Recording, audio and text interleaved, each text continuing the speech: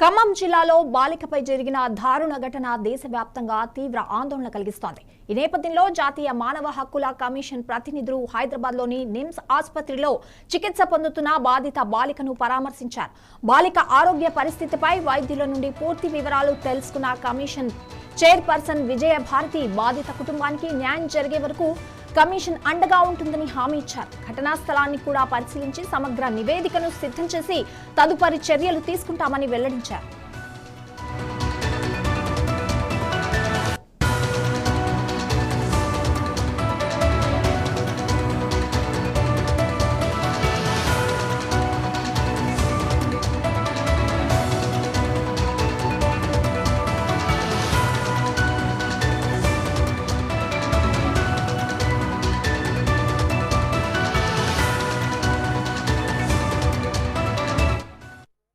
ఖమ్మంలో జరిగిన సంఘటన మీద ఎవరైతే విక్టిమ్ ఉందో ఆ చిన్నారి పాపని నేను పలకరించడానికి వచ్చాను. ఆమె హెల్త్ ఏంటి, ఎలా ఉంది, డాక్టర్స్ యొక్క ట్రీట్మెంట్ ఎలా ఉంది, భవిష్యత్ ఏంటి, ఆ పాపని ఆ పేరెంట్స్ ఏం ఆలోచిస్తున్నారు, ఈ అన్ని విషయాల మీద తెలుసుకోవడం కోసం ఇక్కడ రావడం జరిగింది. లోపలికి వెళ్ళాను, విక్టిమ్ కలిశాను. ఆ పాప పరిస్థితి మాత్రం చాలా దారుణంగా ఉంది. ఎందుకంటే పైనుంచి కింద పడేసినందువల్ల ఆ పాప యొక్క స్పైనల్ కార్డ్ చితికిపోయింది. డాక్టర్స్ చెప్పడం కూడా ఎముకగానే అయితే మనం ఇచ్చేసానికి అవకాశం, స్పైనల్ కార్డ్ చితికింది కాబట్టి కాళ్ళు కదల్చలేకపోతుంది. కాళ్ళకు కూడా వాళ్ళు ట్రీట్మెంట్ చేస్తున్నారు. రెండు చేతులు కూడా బాగా దెబ్బతిన్నాయి. తిన్న వాటికి బట్టి తల్లిదండ్రులకు ప్రతి క్షణం తెలియజేస్తున్నారు వాళ్ళన్నీ కూడాను. ఒక టీమ్ ఆఫ్ ద డాక్టర్స్ ని పెట్టి ఆ టీమ్ ఆఫ్ ద డాక్టర్స్ అంతా కూడా అమ్మాయి చుట్టూ తిరగడం, అక్కడ ఒక నోడల్ ఆఫీసర్ ఉన్నారు, అదేవిధంగా కంటిన్యూస్ గా డ్యూటీ డాక్టర్ కూడా ఉన్నారు. ఈ యొక్క విషయాన్ని పాప తల్లిదండ్రులు ఇద్దరు కూడా ధృవీకరించారు.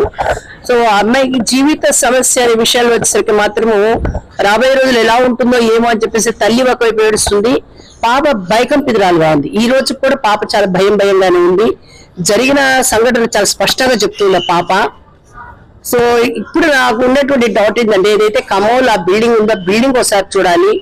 సంఘటన జరిగిన తర్వాత 6వ తారీఖు సంఘటన జరిగితే 8వ తారీఖు ఇక్కడ తీసుకురావడం జరిగింది. అక్కడ డాక్టర్స్ ఏం ట్రీట్మెంట్ ఇచ్చారు, అసలు అక్కడ కేసు ఏమని ఫైల్ అయింది, అన్ని విషయాలు కూడా తెలుసుకోవాల్సిన అవసరం ఉంది. ఆల్రెడీ నా దగ్గరికి ఎఫ్ఐఆర్ తెప్పించాను, ఎఫ్ఐఆర్ పబ్లిక్ డాక్యుమెంట్, అదైతే నా దగ్గరకు వచ్చింది. సో ఇక్కడ ఏవైతే నాకు కావాలో కొన్ని రిపోర్ట్స్, కేస్ షీట్ ఒకటి కావాలని చెప్పి అడిగాను, కేస్ షీట్ నాకు ఇచ్చారు. అదేవిధంగా పాపకి జరుగుతున్న చికిత్స ఏమిటి, ఎక్కడెక్కడ గాయాలేవి, పరిస్థితి ఏమిటి, అన్ని అంశాలను మాత్రం నేను అథెంటికేట్ తీసుకున్నాను వాళ్ళ దగ్గర నుంచి. అది తీసుకుని ఇప్పుడు NHRCకి వెళ్ళిన తర్వాత మళ్ళీ అక్కడి నుంచి మాకు వాళ్ళకి మధ్య జరగాల్సిన ఇవి జరుగుతూ ఉంటాయి. మేము పంపించే నోటీసులు కానివ్వండి, మేము అడిగే ఇన్ఫర్మేషన్ కానివ్వండి, వీళ్ళు ఇచ్చే ఇన్ఫర్మేషన్ ఇవన్నీ